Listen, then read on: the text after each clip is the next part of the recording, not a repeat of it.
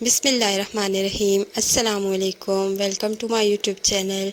आज मैं लेके आई हूँ मज़ेदार सी चिकन पोटैटो कटलेट्स भी बोल सकते हैं आप इसको, चिकन पोटैटो कबाब भी बोल सकते हैं। उसकी रेसिपी इजी रेसिपी है, तो चलते हैं रेसिपी स्टार्ट करते हैं। सबसे पहले एक कढ़ाई ले ली मैंने, उसमें 2 टेबलस्पून मैंने ऑयल डाल दिया, 2 टीस्पून ऑयल, और थोड़ा सा ज़ीरा उसमें डाल दिया 1 टीस्पून के बराबर।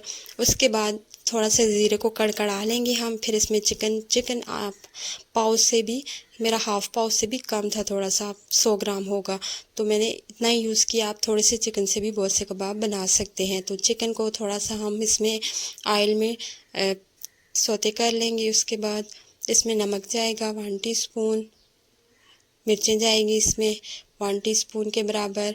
उसके बाद इसमें मैंने डाला है हल्दी 1/2 टीस्पून, गरम मसाला पाउडर मैंने शामिल नहीं किया, और इसके बाद मैंने टिक्का मसाला यूज़ किया 1 टीस्पून, और धनिया पाउडर मैंने यूज़ किया 1 टीस्पून।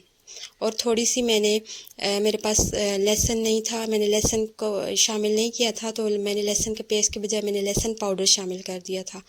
ये सारी चीज़ें मिक्स कर लेंगे, और मिक्स करने के बाद हम इसमें थोड़ा सा पानी डाल देंगे। मैंने पानी थोड़ा ज़्यादा शामिल कर दिया था, आप हाफ़ गिलास शामिल कीजिएगा, जिसमें चिकन गल जाए। चिकन थोड़ा गल गया, और 5 से 10 मिनट हमने इसको चिकन को गला के, उसके बाद मेरे पास बॉयल पोटैटोज़ थे। अगर आपके पास बॉयल ना, तो आप कच्चे पोटैटो शामिल करेंगे तो फिर आप ज़्यादा पानी शामिल करेंगे। मेरे पास बॉयल पोटैटो थे, मैंने वो शामिल कर दिए और इनको पका लिए जब तक इनका पानी खुश्क नहीं हो गया। अब पानी खुश्क हो चुका था, चिकन हमारा ऑलरेडी गल चुका था, और पोटैटोज़ हमारे जो थे वो पहले के गले हुए थे, तो हमने इनको बंद कर दिया चूल्हे को। इसको मैंने एक प्याले में निकाल लिया और थोड़ा ठंडा कर लेंगे। ठंडा करने के बाद इसमें चॉप्ड प्याज जाएगा एक दरमियानी साइज़ की, और थोड़ी सी हरी मिर्चें मैंने छोटी छोटी काट ली थी। 1 कप इसमें जाएंगे ब्रेड क्रम्स।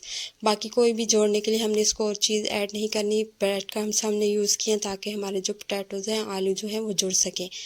इसके बाद हमने, आप अपने हिसाब से एक टिक्की बना लें, कबाब बना लें, जिस हिसाब से आपको चाहिए, छोटे या बड़े, वो आप अपने हिसाब से बना लें। तो इस तरह सारे कबाब मैंने तैयार कर लिए थे। अब आते हैं इनको तलने की तरफ। तो तलने के लिए आपने ये याद रखना है कि आपने ज़्यादा ऑयल नहीं यूज़ करना, वरना आपके जो हमारे जो कबाब हैं उनमें हमने कोई भी ऐसी चीज़ यूज़ नहीं की, मैदा या कॉर्नफ्लोर वगैरह, तो हमारे जो कबाब हैं वो फैल सकते हैं, उनमें जो आलू हैं वो निकल जाएंगे। तो आपने बहुत कम ऑयल में इसको तलना है, इसको फ्राई करना है। 1 से 2 टीस्पून ऑयल मैंने यूज़ किया है। उसके बाद मैंने फ्राई पैन में कबाब रख दिए ताकि ये एक तरफ से सिक जाए। जब एक तरफ से 1 से 2 मिनट लगेंगे तकरीबन इनको पकने में, बहुत ज़्यादा फ्लेम आपने ऊंची नहीं हाई नहीं रखनी।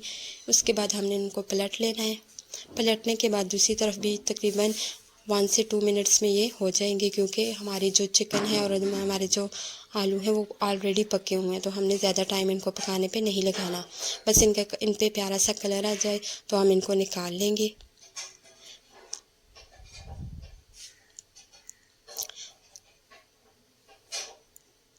तो 2 मिनट के बाद कबाब मेरे रेडी हो गए थे दूसरी तरफ से भी। अब हम इनको निकाल लेंगे। आप इन्हें टी टाइम पे भी यूज़ कर सकते हैं, बच्चों को बना के लंच के तौर पे दे सकते हैं। बहुत ही मज़ेदार, बहुत ही अच्छे कबाब बनते हैं। आप ज़रूर इसको घर पे ट्राई कीजिएगा, थोड़े से चिकन से और 3 आलूओं से। देखें इतने ज़्यादा कबाब रेडी हो गए हैं। अगर रेसिपी पसंद आई हो तो वीडियो को लाइक ज़रूर कर दीजिएगा, और अगर आपने अभी तक मेरे चैनल को सब्सक्राइब नहीं किया तो मेरे चैनल को सब्सक्राइब करके बेल का आइकन भी प्रेस कर दें, ताकि आने वाली हर वीडियो मेरी आप तक सबसे पहले पहुंच सके।